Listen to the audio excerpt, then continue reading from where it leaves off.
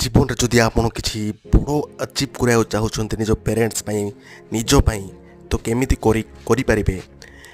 First ଆପଣଙ୍କୁ ନିଜ belief system change କରିବାକୁ ପଡ଼ିବ। ତ ବିଲିଫ୍ ସିଷ୍ଟମ୍ ପ୍ରାକ୍ଟିକାଲି ଆମେ କେମିତି ଚେଞ୍ଜ କରିପାରିବା। ବିଲିଫ୍ ସିଷ୍ଟମ୍ ଚେଞ୍ଜ କରିବା ପାଇଁ ଆମେ ଆମ ମାଇଣ୍ଡସେଟ୍କୁ ଚେଞ୍ଜ କରିବାକୁ ପଡ଼ିବ। ମାଇଣ୍ଡସେଟ୍ ଆମେ କେମିତି ଚେଞ୍ଜ କରିବା। ମାଇଣ୍ଡସେଟ୍ ଚେଞ୍ଜ କରିବା ପାଇଁ ଆମେ କାହା ସହିତ ମିଶୁଛୁ, କ'ଣ ଦେଖୁଛୁ, କ'ଣ ଶୁଣୁଛୁ, ତାହା ଆମେ ନିଜ ସହିତ କେମିତି କଥା ହେଉଛୁ, 24 ଆୱାର୍ସ କେମିତି ପ୍ରଡ଼କ୍ଟିଭିଟି ସହିତ ବିତାଉଛୁ ତାହା ଆମକୁ ଜାଣିବାକୁ ପଡ଼ିବ।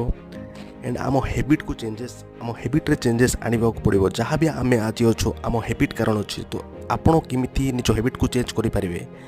ଆପଣଙ୍କୁ ବଡ଼ ହ୍ୟାବିଟ୍କୁ ଯଦି ଅବଲମ୍ବନ କରିବାକୁ ଚାହୁଁଛନ୍ତି ତ କେତେ କମ୍ ଦିନ ପାଇଁ ସେ ହ୍ୟାବିଟ୍ ଟ୍ରାଏ କରନ୍ତୁ। 5 ଦିନ ପାଇଁ, 7 ଦିନ ପାଇଁ, ଧୀରେ ଧୀରେ ଆପଣ ସେ ବଡ଼ ହ୍ୟାବିଟ୍କୁ ଧୀରେ ଧୀରେ କରିଦେବେ। କମ୍ ଦିନ ଟାର୍ଗେଟ୍ ବନାନ୍ତୁ, ସେ ହ୍ୟାବିଟ୍କୁ କଣ୍ଟିନ୍ୟୁ କରିବେ, ଧୀରେ ଧୀରେ ବଡ଼ ହ୍ୟାବିଟ୍ ହେଇଯିବ।